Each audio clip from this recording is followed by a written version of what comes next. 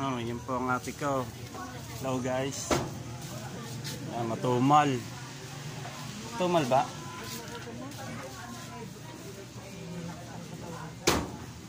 Yan guys, matumal ngayon. Gawa ng Lunes.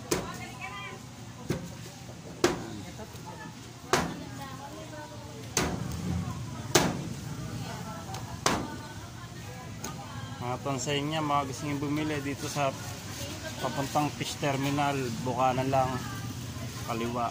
Yan, mga fresh. Mayroon tusino, tusinong baboy, tsaka tusinong manok. Mayroon suka, longganisa. Yan.